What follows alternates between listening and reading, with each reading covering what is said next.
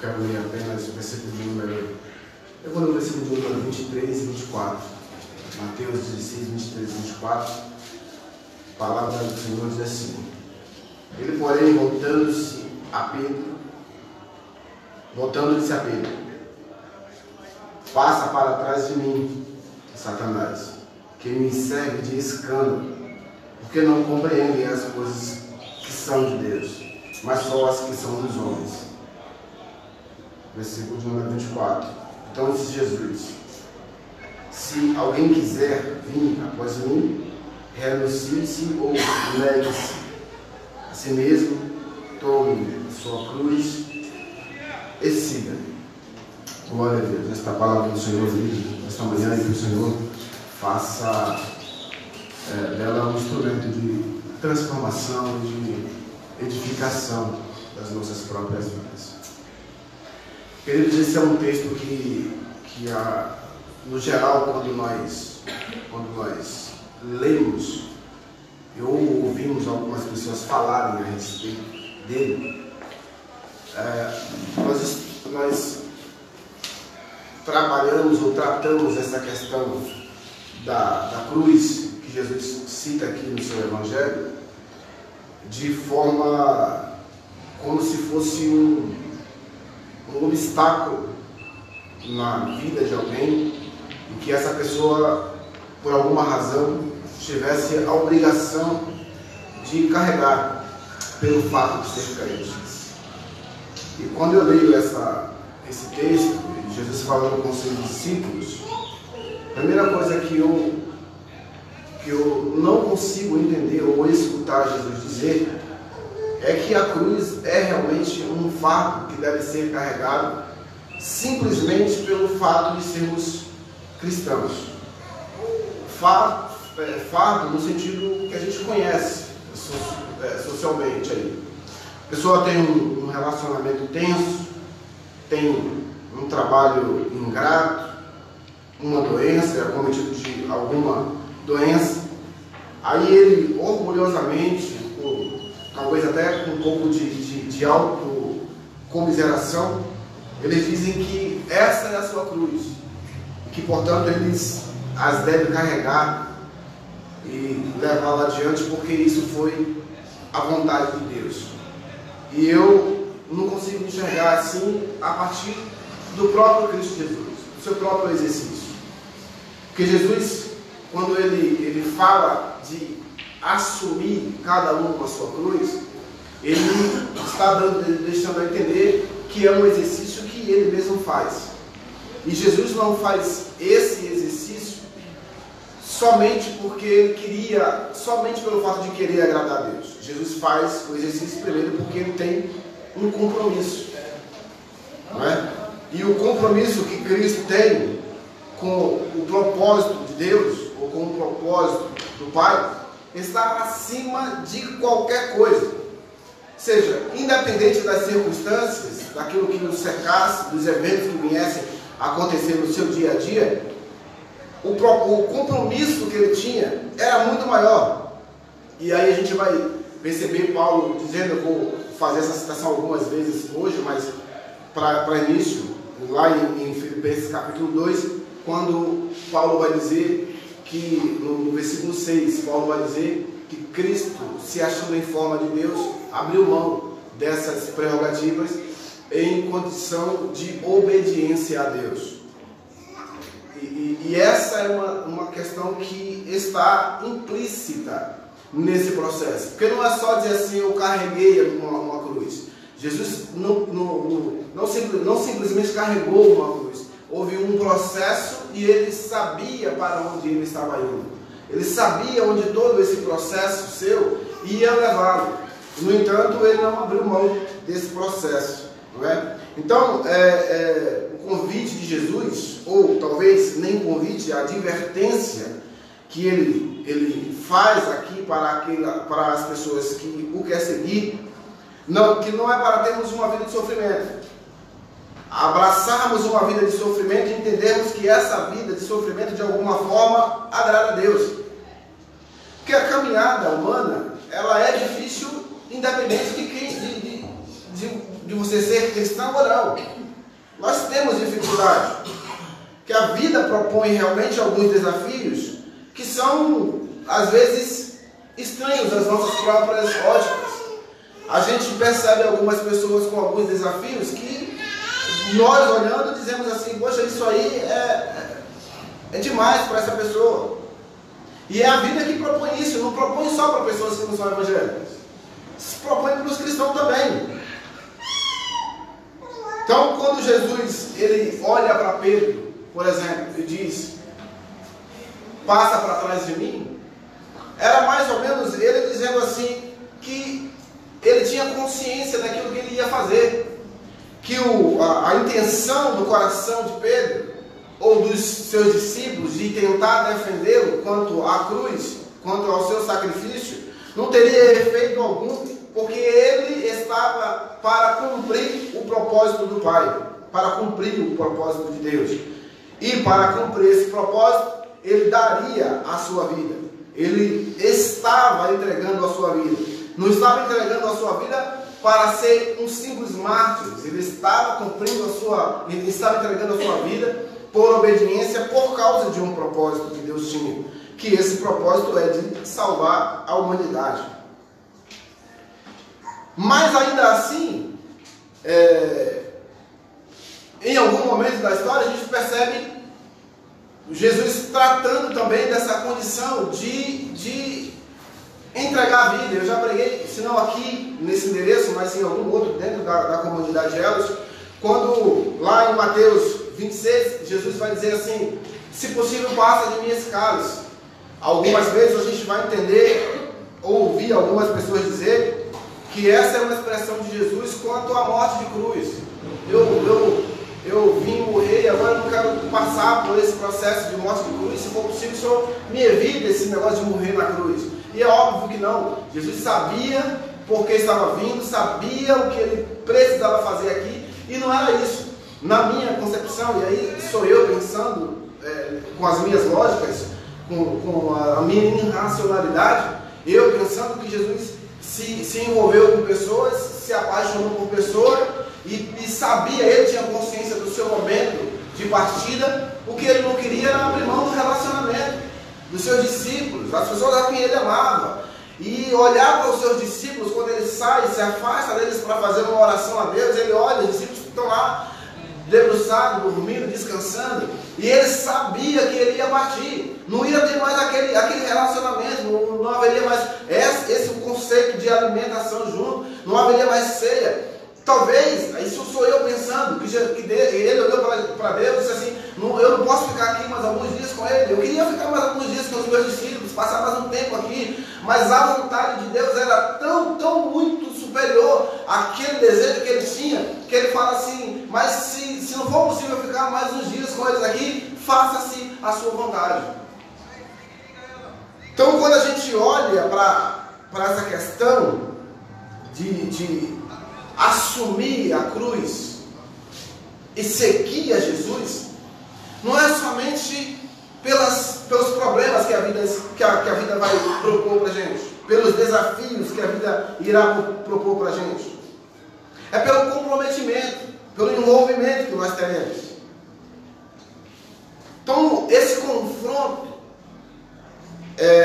entre o homem e o bom desafio da vida cristã, Jesus sempre fez nos seus discursos. Ele sempre apresentou para os homens que para servir a Deus, ou para ter uma vida em transformação, haveria sempre uma necessidade de refletir a respeito da própria vida, dos eventos que cercavam a sua própria existência, e de como iríamos nos comportar diante deles. Nesse caso aqui, Jesus faz 3 apontamentos para os discípulos, que eu acho importante a gente pensar. Quando ele convida os discípulos para esta caminhada, a seguir diante dele, ele faz 3 apontamentos. Eu queria, talvez eu não consiga concluir hoje, mas eu queria trabalhar isso com calma aqui com os irmãos. Esses 3 apontamentos de Jesus, que eu acho importante. E o primeiro dele é quando Jesus diz: negue-se a si mesmo. Acho extremamente importante no processo da vida cristã a gente entender essa ideia de negar-se, de abrir mão de alguma coisa ou de um desejo no propósito de servir a Deus. Então eu queria pensar com os irmãos a respeito desse primeiro apontamento que Jesus faz, nessa ideia de convidar os discípulos para segui-lo. Então nós, para a gente tentar entender melhor essa concepção aqui de negar a si mesmo, nós precisamos dar uma olhada para trás, um tipo de relacionamento que já houve entre os homens e Deus, a forma com que o homem desenvolveu esse relacionamento na sua caminhada e a que ponto está esse relacionamento nessa caminhada. Porque aqui a gente não está falando de fazermos alguns sacrifícios, de determinarmos para nós mesmos algum tipo de sentença e nós a executar a fim de obedecer à vontade de Deus. Porque todas as vezes que o homem faz esse exercício de se abster de um alimento ou de um ambiente, e no seu coração esta ação é para atrair a atenção de Deus, eles têm objetivos pontuais na vida. Ele precisa receber alguma coisa e ele acredita que se ele se abster, por exemplo, de um tipo de alimento, ele vai fazer com que a atração, que o olhar de Deus seja direcionado para ele. Como se ele dissesse assim: eu vou fazer esse sacrifício, e aí Deus vai responder à minha necessidade, porque ele vai perceber que eu estou sofrendo com esse sacrifício. E não é disso que Jesus está falando, de eu tentar convencer a Deus por causa de um sofrimento que eu mesmo causo a mim, para que esse sofrimento de alguma forma vá constranger a Deus e ele diga assim: eu vou abençoar a fulano, porque fulano se submeteu a um tipo de sacrifício, e esse sacrifício me causa dor, e essa dor de alguma forma me faz sentir a necessidade de compensá-lo por ela. Quando Jesus diz que é para negar a si mesmo, não é uma tentativa de subornar o coração de Deus com o nosso auto-sofrimento. Isso não é negar-se a si mesmo. E principalmente quando essa tentativa tem em xeque um desejo, uma conquista, que isso aí a gente chama de substituição. Ou, se você preferir, você pode entender esta sua ação como uma justificação própria. Eu vou fazer alguma coisa e nesse meu ato eu justifico a bênção que Deus vai me dar. Todas as vezes que alguém faz algum tipo de sacrifício para receber uma bênção de Deus, ele está dizendo que a bênção que Deus eventualmente der para ele está sendo justificada no seu próprio ato, naquilo que eu estou fazendo. E não importa o que seja. Pode ser uma semana de oração, pode ser um tempo de jejum, pode ser uma consagração, pode ser a leitura da Bíblia inteira, pode ser a evangelização. Se esta ação for para que haja uma ação de Deus a seu favor, você está justificando a ação que Deus irá fazer na sua vida. Então Deus não faz por graça, Deus faz por justiça. Você fez alguma coisa e essa sua ação de alguma forma obriga que Deus resolva o seu problema. E isso não é graça. E nós jamais alcançaremos qualquer bênção de Deus que não seja por graça. E graça é uma ação de alguém que não recebeu nada em troca. Melhor, que nós não temos absolutamente nada para pagar aquilo que Ele fez por nós. Isso é graça.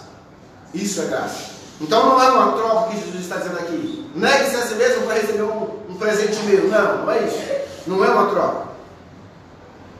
Então, quando a gente pensa nessa questão de negar-se a si mesmo, e aí eu vou precisar para responder essa questão, esse questionamento de negar-se a si mesmo? Como é que eu vou negar a mim mesmo? Como é que eu vou obedecer a Deus negando a mim mesmo, se não é somente na questão de eu abrir mão de algum alimento, de eu fazer alguns jejuns? Eu entendo que esta é uma questão de natureza, da inclinação da natureza. E aí, para responder isso, eu preciso expor algumas naturezas aqui. E eu quero também dividir essa questão da natureza em dois pontos. Primeiro é a natureza humana. O homem depois da queda. Como é que o homem passou a viver depois da queda? E a queda aqui é o que a gente chama de primeiro pecado. O que o Adão cometeu lá no Éden, depois a gente pode pensar a respeito disso. Porque o homem tinha uma relação perfeita com Deus, e o homem comete um pecado. E aí eu acho interessante que lá no Gênesis, capítulo de número 4, versículo de número 8, quando Deus ele vem fazer alguma coisa que parecia ser habitual de se encontrar com os homens todos os dias, na viração do dia, a palavra diz que Deus tinha uma reunião com os homens. Deus se juntava aos homens ali. E um belo dia, Deus aparece nesse compromisso que me parecia ser diário dele com Adão e Eva, pelo menos. E aí ele precisa procurar Adão. Ele precisa chamar Adão. E a resposta de Adão para Deus aqui é interessante. Ele diz assim: ouvi a tua voz no jardim e tive medo, porque eu estava nu e me escondi. Aliás, Gênesis 3, versículo de número 10, esta primeira passagem aqui. Eu ouvi a tua voz e me escondi. Então a natureza do homem começa a colocar-se nesse momento em disputa, porque agora o homem passa a ter uma visão de si próprio. Nesse momento aqui, quando Jesus, por exemplo, vai falar dos dois mandamentos, os principais, que é amar a Deus sobre todas as coisas, e o homem e o outro como a si mesmo, na verdade Jesus está fazendo um ensinamento, trazendo um ensinamento que deveria ser comum para o homem. Mas quando o homem passa a enxergar a si mesmo, a sua própria natureza, junto com isso também o homem passa a observar que ele tem seus próprios desejos, suas próprias vontades e necessidades, e que ele nesse momento precisa trabalhar, batalhar para suprir toda essa carga de exigência que ele percebe que tem. Então, por conta dessa queda do homem, há agora uma série de consequências, uma série de distorção que na sua natureza antes da desobediência não tinha. A Bíblia vai dizer que Deus faz o homem, e nessa composição que Deus faz o homem, ele vai chamar de semelhança, imagem e semelhança dele mesmo. E nas características desse Deus, nos atributos de Deus, a ética, o princípio moral de Deus era tão elevado que não cabia nele mesmo o cuidado de si. Deus cuidava do outro. O homem também tinha esse conceito consigo. O homem cuidava dos outros, o homem cuidava dos animais, o homem não cuidava de si mesmo. Mas essa queda trouxe uma distorção moral. Então tudo que nós fazemos hoje, nós não fazemos por causa dos outros, nós fazemos porque nós temos uma exigência em nós, uma necessidade. E é por isso que no Gênesis 5, 4, versículo de número 8, você vai ver lá o primeiro homicídio. O homem pecando, matando o outro ou matando o seu próprio irmão, porque havia uma disputa entre eles, uma disputa de quem apresentava o melhor, quem oferecia o melhor a Deus, e aquele que se sentiu inferior por não achar nesse seu espaço de habitação uma outra pessoa que disputasse com ele esse cenário, ele mata aquele seu rival para ele ter, só ele, condição de oferecer o sacrifício. E aí, na teoria, se aceitava o sacrifício que fosse, porque só tinha ele para sacrificar. Então a queda do homem vai trazer uma série de distorções na natureza do homem. Não é só a questão da separação, é as consequências que isso vai fazer. Porque essa natureza aqui do homem, que era uma natureza próxima daquilo que Deus era, depois do pecado ela começa a ser ali distorcida. E no início da distorção, a gente já percebe que a humanidade escolhe viver para si mesma, seus próprios prazeres, buscando satisfazer suas próprias necessidades, mesmo que para isso precisasse tirar a vida de alguém. Então, a princípio, a ideia do Adão se esconder lá no Éden foi só uma questão de detalhe. Foi uma pequena percepção de si mesmo, da sua pequenez. Eu percebi que estava nu. Então ali foi um pequeno detalhe. Mas o salmista, aliás, Paulo, ele vai dizer lá em Atos capítulo 17, quando ele está em Atenas pregando a mensagem, ele vai dizer uma expressão que eu acho interessante. Atos 17, versículos 23 e 24, ele vai dizer assim: achei também um altar escrito ao Deus desconhecido. Aquilo que lá atrás parecia ser só um detalhe no relacionamento, que o homem teve uma pequena percepção do desvio, aconteceu um pequeno desvio ali, o homem precisou se esconder de Deus. Com o passar do tempo, passou-se o tempo, o homem começou a ter outras ocupações, colocar outros valores num lugar que era para ser Deus, dar às coisas uma concepção de grandeza maior do que o próprio Deus. E aqui Paulo vai dizer que o homem chega a esquecer-se de quem Deus é. Percebe que lá atrás a concepção era alguma coisa tipo detalhe. É só hoje que eu percebi e me escondi. O homem vai se escondendo de Deus, se distanciando de Deus, fazendo as suas escolhas, e chega a um ponto de que o homem não sabe quem Deus é. Não tem relacionamento com Deus.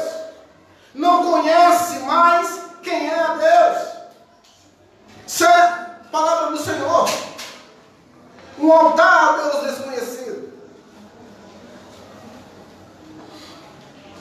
Salmista Davi, nessa concepção de corrupção humana, de desvio moral da humanidade, ele vai dizer lá no Salmo de número 14, que não há um homem que faça o bem. Não existe um só homem que faça o bem. Isso é o desvio que vai se aprofundando. E essa consequência aqui lá do Adão, ela alcança os nossos dias. Ela chega aos nossos dias. Paulo vai afirmar que todos pecaram. Todos pecaram e destituídos foram da glória de Deus. Romanos capítulo de número 13, versículo de número 23. Então, você pode fazer uma pergunta que é natural: como assim eu pequei? Como eu pequei contra Deus? É que a natureza, natureza da humanidade, ela herda a maldição que caiu lá atrás, que se abateu sobre a vida de Adão lá atrás. E toda a natureza, todos os filhos que vêm depois, todas as gerações, elas também vão ser herdeiras desta mesma paixão, desse mesmo desejo. Todos nós nos tornamos, por natureza, filhos da ira de Deus, por causa das nossas inclinações. Nós não vamos ser condenados por Deus por causa dos nossos atos. Nós não somos condenados por Deus por causa dos nossos atos. Nós já nascemos com essa inclinação para a condenação. Por que eu sei disso? Porque todas as nossas escolhas, todas as tendências das nossas escolhas são ruins. Se eu estava conversando com o pastor Zé Luiz, da ideia de, por exemplo, uma criança. Como é que a gente vai dizer que uma criança, se é verdade que todos nós já nascemos condenados por causa dos nossos pecados, então uma criança, ela já nasce condenada. Uma criança de colo, ela nasce condenada, já está condenada. Se você olhar na ótica bíblica, pelo que a Bíblia diz, de forma superficial, é exatamente isso. A natureza humana herda a condenação. Aí você vai me dizer assim, mas como que pode? Vou usar um exemplo raso, bem chulo aqui pra gente. A filhinha do André ainda não está na época de aprender muita coisa. Mas, vou pegar o Gu aqui que eu fico mais tranquilo com o Gustavo. Quantas vezes o Urley ou Daniela precisou ensinar o Gustavo a fazer alguma coisa que vocês entenderam que era ruim? Você olhou o que Gustavo fazendo e falou assim, Gustavo, isso aí não é bom. Vocês precisou ensinar isso? Dizer, Gustavo, faça isso que isso é ruim? Ensinou para ele fazer alguma coisa de errado? Não. Por que não precisou ensinar? Porque essa é a inclinação. A gente olha e aquilo nos atrai. É o caminho natural e é por isso que os pais, quando as crianças são novinhas, começam a educar. Dizendo, não faz isso não. Isso aqui não é bom. Isso aqui é ruim. Por que está fazendo isso? Porque a tendência natural é fazer a coisa errada. Então a criança está condenada? Não. Ela não está condenada, porque não há maldade nas suas ações. Mas na criança a gente já percebe a inclinação para se afastar de Deus. Na criança a gente já percebe a inclinação para ir para longe de Deus.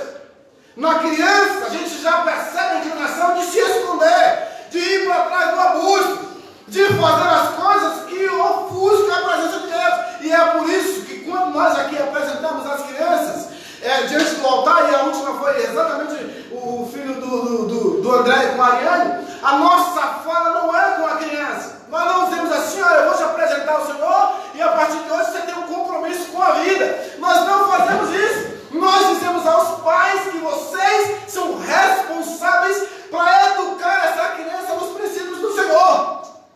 Porque nós sabemos que ela já começa a despertar curiosidade pela vida. E tudo que ela quer é colocar o dedo na tomada. Ou não é? O dedo dela não cabe, mas se coubesse, ela ia colocar o dedo. Você fala, não, mas na tomada a inclinação dela é para isso. Ela quer pegar uma faca, ela quer abrir gaveta, é a inclinação mesmo, natural das coisas. Aí o que faz os pais? Não, faca corta. Colocar o dedo aqui e toma choque. Ó, isso aqui machuca. Não bate no amigo porque ele revida, ele é mais forte que você. Isso é o que a gente vai fazer para dar caráter moral a essa pessoa. Para que ela não se desvie tanto daquilo que você aprendeu. Por isso que o salmista Davi vai dizer que ele nasceu em pecado e em pecado o concebeu a sua mãe. Nasceu envolvido no pecado, porque era a natureza dos pais. E essa natureza ela veio passando de Adão para frente até nós, e nós fomos contaminados, digamos assim, com essa inclinação. É natural isso, mas a criança não está condenada. É só a natureza que já está lá. Criança, aliás, quem sou eu? Jesus disse, deixa minhas criancinhas, porque das tais é o reino dos céus.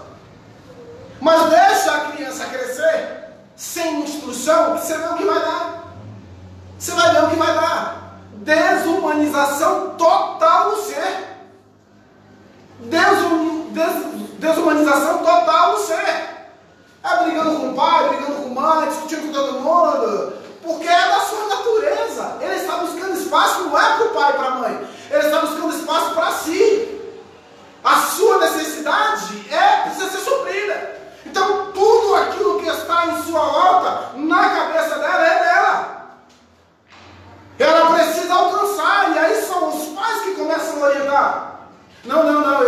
pai, respeita ele. Essa é sua mãe, respeita ela. Esse aqui é seu tio, esse aqui. E aí a gente começa a educar essa criança para que ela cresça num ambiente saudável, socialmente falando, e ela até aprenda a compartilhar. E às vezes até se excede a isso. Cuida mais do outro do que de si mesmo. É o homem se humanizando. Então, por causa de Adão, por conta de um homem, o pecado entrou no mundo. E pelo pecado, consequência do pecado é a morte. E aí a morte passou a existir, a morte no sentido de separação, passou a existir em todo o gênero humano. Todo mundo já nasce com esse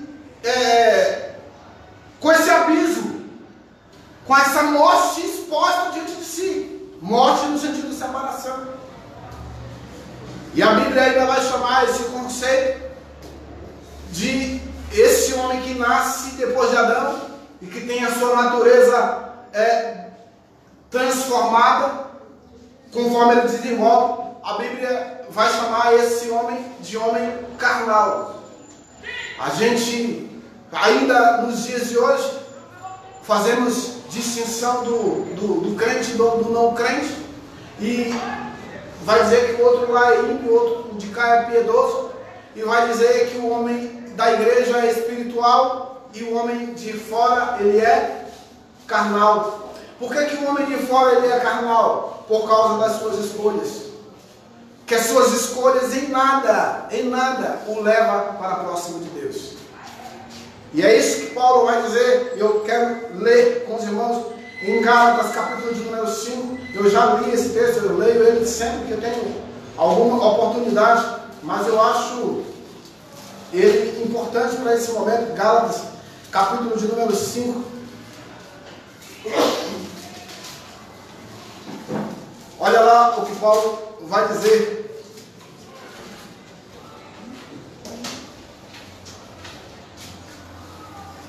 Eu vou ler a partir do versículo de número 16. Gálatas 5, a partir do versículo de número 16. Digo, porém, andai em espírito e não cumprireis a concupiscência da carne. Porque a carne cobiça contra o espírito contra a carne. E estas se opõem, para que não façais as coisas que querem fazer. Mas se sois guiados pelo Espírito, não estáis debaixo da lei. Porque as obras da carne são manifestas, as quais são adultério, fornicação, impureza, lascívia, idolatria, feitiçaria, inimizade contra Deus, ciúmes, iras, pelejas, dissensões, invejas, homicídio, bebedice, glutonaria e coisas semelhantes a estas, acerca das quais de antemão vos declaro, como também já antes vos disse, que os que cometem tais coisas não herdarão o reino dos céus. São das inclinações. E nas citações que eu fiz aqui, eu acredito que muitas dessas citações você deve ter ouvido em algum momento, visto em algum momento na nossa natureza, exposta na nossa natureza. Segunda natureza que eu queria expor aqui é o exemplo a ser seguido. É o Filho de Deus. E eu vou repetir que eu já disse aos irmãos logo no começo desta ministração, que o compromisso de Cristo com o propósito de Deus é maior, muito acima de qualquer obstáculo que surgiu diante da sua jornada. O texto de Filipenses, que nós também já citamos, capítulo 2, Paulo vai dizer, capítulo 2, versículo de número 6, ele vai dizer que ele, se achando em forma de Deus, não teve por usurpação o ser igual a Deus. O Evangelho de João, capítulo 1, vai iniciar dizendo que o verbo, que no princípio era o verbo estava com Deus e o verbo era Deus. É o verbo que se faz carne e habita entre os homens. E ainda o Evangelho de João, capítulo de número 10, versículo de número 30, ele vai dizer que ele, Jesus, e o Pai é uma só pessoa. Nós somos um. Esta era a natureza de Jesus, a condição dele. Jesus absolutamente divino e santo, aliás, é o que diferencia essa ruptura que há no pecado. Quando Jesus diz assim, negue-se a si mesmo, que é o que nós estamos trabalhando agora, e ele vai dizer assim, tome sua cruz, nós vamos trabalhar esse conceito. Mas quando ele diz assim, negue-se a si mesmo, tome a sua cruz e siga-me, ele está propondo um outro estilo de vida. Jesus é o único que pode fazer esta proposta. Por quê? Porque todos que vieram depois de Adão vieram com esse desvio já na sua própria natureza, que é nascido de uma reprodução de quem Adão era. Nasceu Adão, nasceu seus filhos, vieram outras gerações.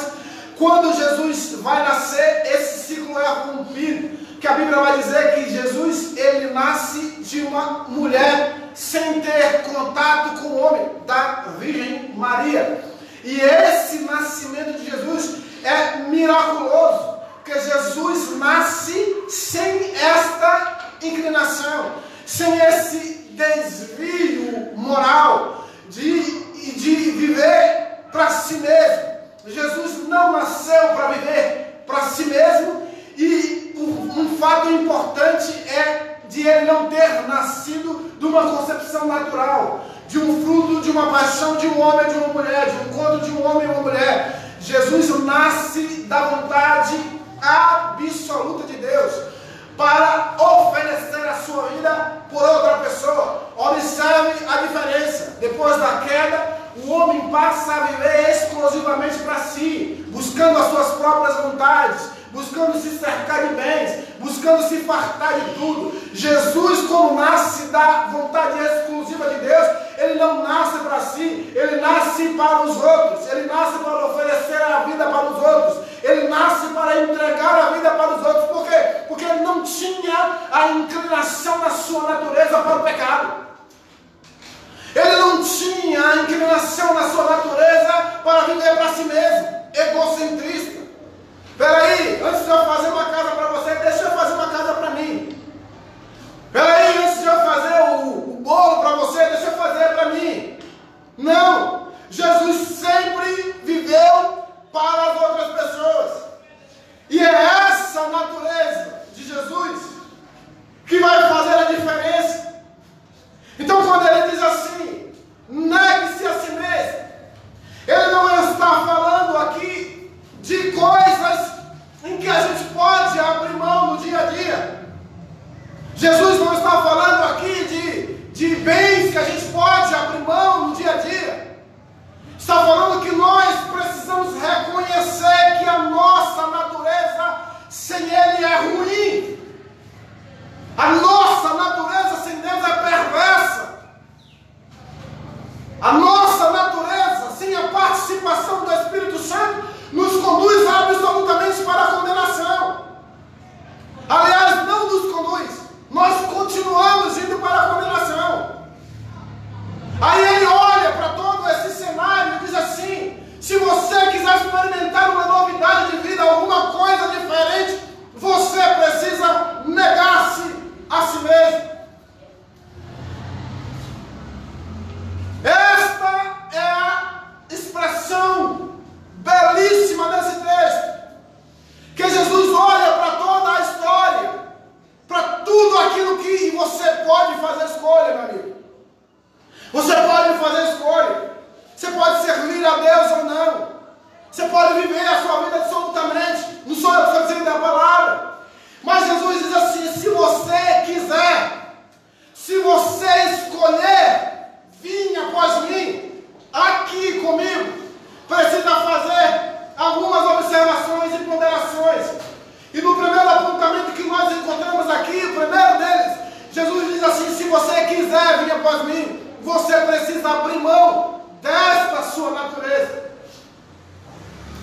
Você precisa destronar-se a si mesmo. Que é se destronar? É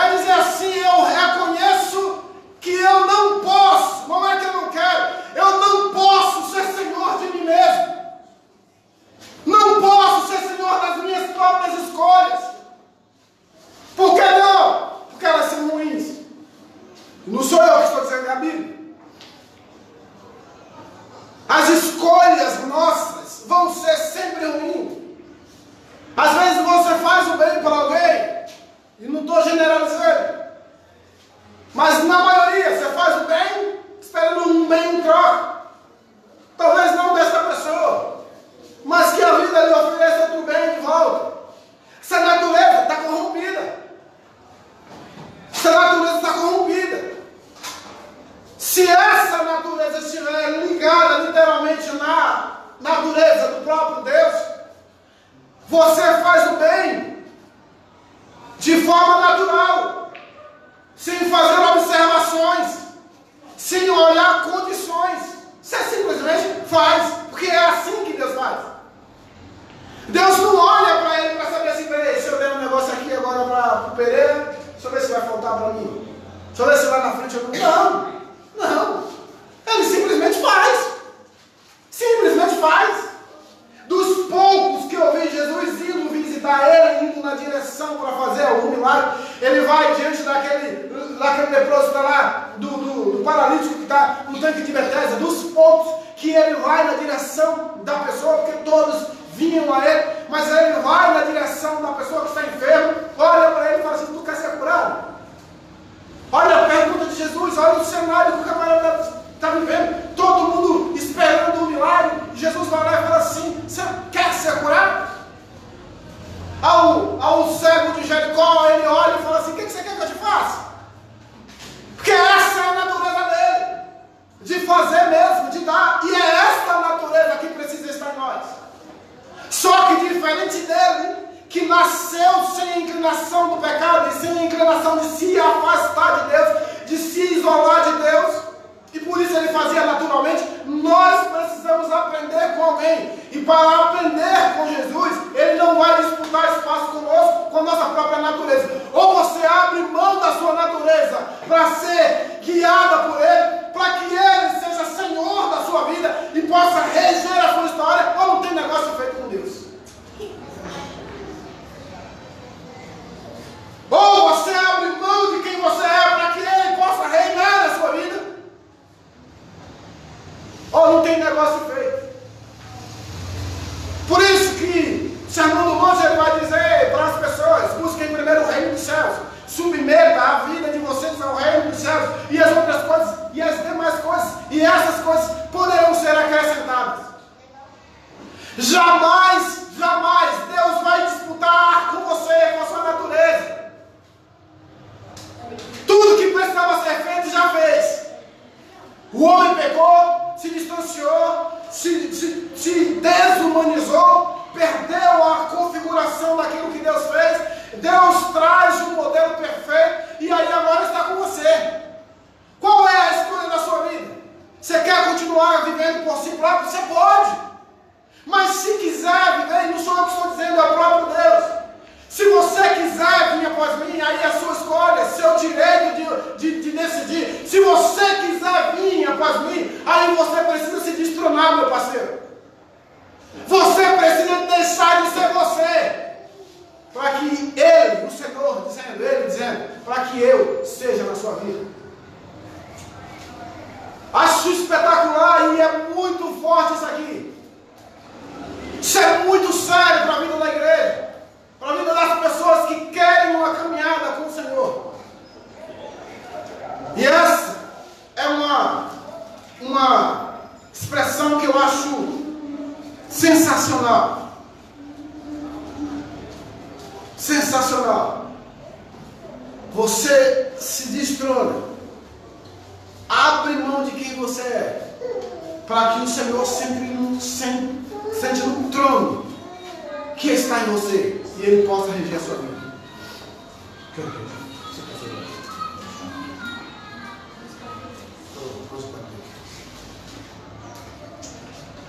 São apontamentos feitos pelo Mestre para quem quer o início de uma jornada com Ele. Aí você pode dizer assim para mim, eu vou terminar esse primeiro apontamento agora. Você vai dizer assim para mim, é difícil ser crente. É difícil parar de beber, é difícil parar de fumar, é difícil parar, difícil, tudo é realmente difícil. Se perguntar para o meu pai, João Malto, 83 anos, vivia caído na sarjeta, que ele não aguentava tomar e tomava até perder o juízo. Perdia o juízo e as pernas. Os amigos tinham que levar para casa. Chegou na igreja bêbado, literalmente. Aceitou a fé. O pastor Gervásio disse assim: isso é mais um dos que passa por aqui. E no dia seguinte, um dia depois, estava lá ele, na porta da igreja, limpinho, arrumado, com a nhaca do álcool ainda, né? Porque esse negócio fica no corpo da pessoa por alguns dias. Você bebe uma sequência de tempo, sua pele exala isso. Estava com a nhaca do álcool, mas estava sóbrio. Aí o pastor olhou e falou assim: ué, ele voltou mesmo? Aí ele olhou para o pastor e falou assim: eu fui salvo na pessoa do Senhor Jesus Cristo. Glória a Deus. Nunca mais bebi. Claro que algumas pessoas têm um processo, vai passar por um processo, mas só é difícil quem quer fazer por si só. A verdade do reino é que você abre mão de você, e aí é abrir mão aqui de si mesmo. Negue-se a si mesmo. Negue-se a si mesmo. E não é negar para não ter ninguém no controle. É você dizer assim: Senhor, eu quero tirar o controle da minha vida porque eu não consigo comigo mesmo. E jogar esse controle na mão dele. Dizer assim: entra aí, controla a minha vida. Me ajuda nesse processo. Porque sozinho pode ser difícil. Mas se ele, o Senhor, passar a reinar na sua vida, na natureza dele, tem o suficiente para você vencer os desafios que a vida impõe para você. Primeiro apontamento do Senhor Jesus. Depois de dizer: se quiser vir após mim. E claro que todos querem. Claro que todos querem. Todos querem. Mas o problema é abrir mão da sua natureza. O problema é abrir mão da sua natureza. Primeiro apontamento para hoje. Se quiser vir após mim, negue-se a si mesmo. Se destrói. Deixe ele guiar a sua vida. Que Deus em Cristo nos abençoe. Pai, nós nos debruçamos um tempo sobre a sua palavra aqui nesta manhã. É forte, é maravilhoso, às vezes tenso até ouvir, falar, ler, escrever, reproduzir esta tua fala, porque ela mexe com todos nós. Que temos uma natureza que nos impede desse relacionamento sério contigo. Eu não diria perfeito, porque somos humanos, mas um relacionamento, um compromisso sério contigo, por causa das nossas próprias naturezas. Mas nesta manhã nós ouvimos aqui do Senhor Jesus suas próprias palavras. Se quiser vir após mim, não tem espaço para disputar controle do ser. Ou você controla a si mesmo, ou eu controlo a sua vida. Se for meus discípulos, se estivesse sendo guiado e orientado por mim, diz ele mesmo: sou eu que controlo, sou eu que guio, sou eu que estou regendo, sou eu que estou moldando, sou eu que estou fazendo, estou organizando, colocando no caminho da perfeição. Ou você anda por si, anda sozinho, ou é guiado pelo Espírito Santo do Senhor. Diante desta sua palavra, Senhor, nesta manhã, nós queremos esse boi no nosso coração, para que o Senhor habite e reine em nossas vidas. Seja Senhor das nossas vidas. Seja Senhor das nossas vidas. Sim, Deus, seja Senhor das nossas vidas, das nossas histórias, da nossa trajetória, do nosso caminho. Nós queremos ir após o Senhor. Seja Senhor de quem somos. Seja Senhor de quem somos. As nossas decisões, elas precisam melhorar no Senhor. Quando nós falamos de tempo de oração contigo, de passar um tempo de oração, de viver um tempo de oração, é porque nós queremos, mas as nossas decisões são tão cheias de variações que às vezes é o que nós damos menos importância. E às vezes em algum momento da nossa vida nós nos esquecemos de quem o Senhor é. Esquecemos da importância que tem para a nossa vida. Seja Senhor de nós.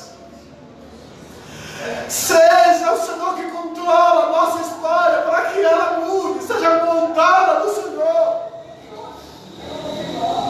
Nos encoraje, pelo Espírito Santo, nos encoraje a abrir mão de quem somos, de nós mesmos, da nossa própria inclinação, de reconhecermos as nossas fraquezas, as nossas limitações, para sermos guiados pelo Senhor. Oh, aleluia. Que Cristo nos abençoe. Que o Senhor Deus nos abençoe. E como diz a palavra, quem tem ouvido para ouvir, ouça o que o Espírito diz a igreja. Amém.